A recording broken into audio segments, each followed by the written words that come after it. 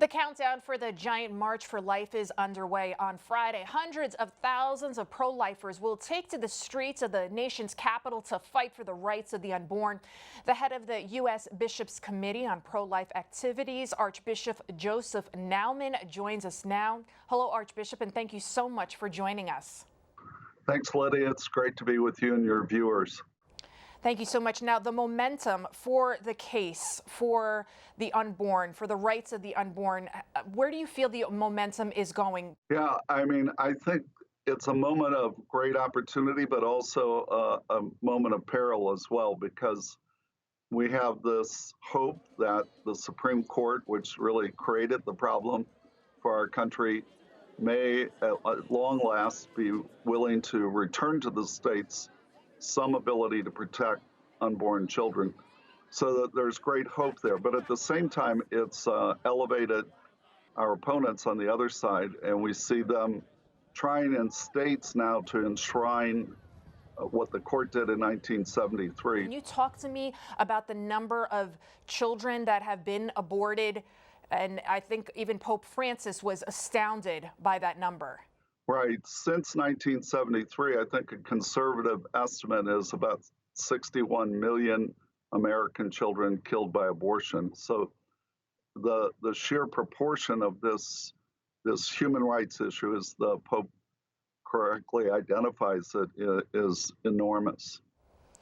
Participation in the March for Life is enormous. Already they're anticipating hundreds of thousands. Can you describe for us the impact it has had over the years? I can remember in the 1980s watching one of the secular news media talk about the march and saying, this is the dying gasp of the pro-life movement. Well, here we are, 2020, and we're still here, still marching.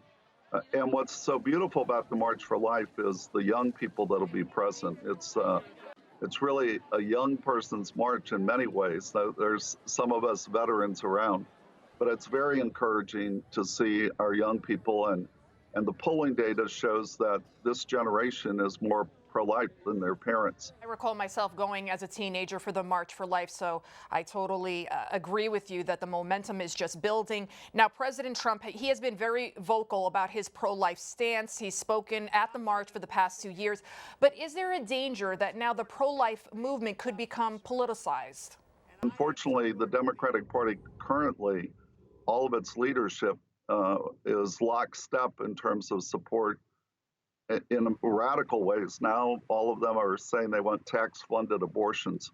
So, fortunately, there's some still good pro-life Democrats, and we need to cultivate those and continue to build on those.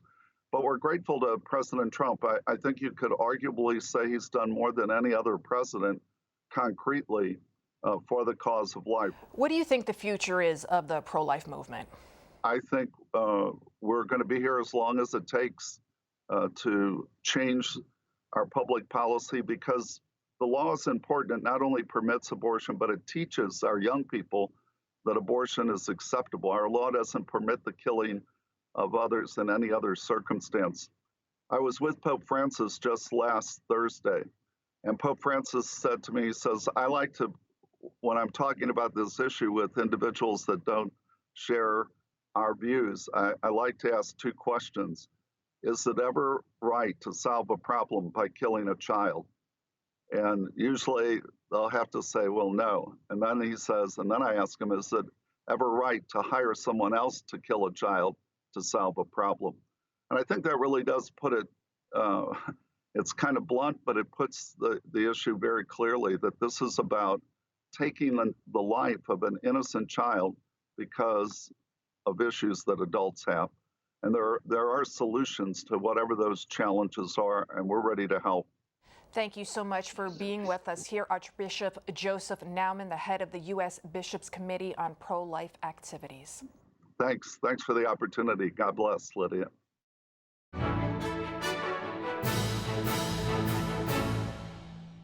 If you're watching Currents News on YouTube, be sure to hit the subscribe button and then click on the bell to get instant updates about all of our newest content, because we are putting your faith in the news.